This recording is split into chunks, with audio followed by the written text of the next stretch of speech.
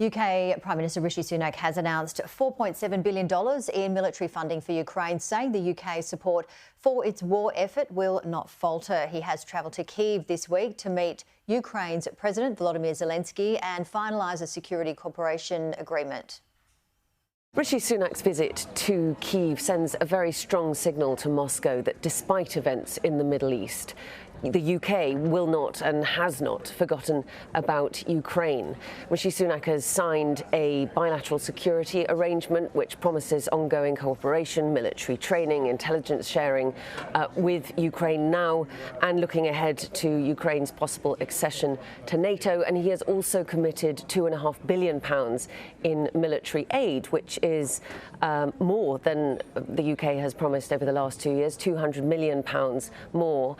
And that £200 million will go on drones, both surveillance drones and attack drones, as this is very much a war dominated on both sides by drones. And that is all very important, especially in a year which might end with Trump coming into the White House, where the US aid package for Ukraine, $75 billion worth, is currently held up in Congress, and where the EU too is bickering over funds allocated to Ukraine. The UK Prime Minister had this to say. Let's take a listen.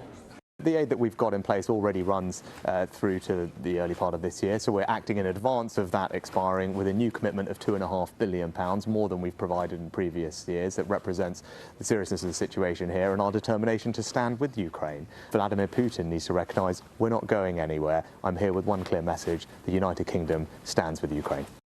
And Ukraine needs all the help that it can get. The front lines are largely static at the moment, despite a lot still of vicious fighting. And Ukraine has said that it needs more advanced and more imaginative weaponry, really, to try and break this stalemate. All of this coming at a time when Iran and North Korea are making up for any shortfalls that Russia has in terms of weapons production, and where Russia will be spending twice what it did in 2024 on its defence budget, now 6% of GDP. So the UK is the first country to sign a bilateral arrangement with Ukraine since the Vilnius summit, where this kind of thing was agreed, and it will really depend now on who else signs their own arrangements with Kyiv and what kind of funding they commit.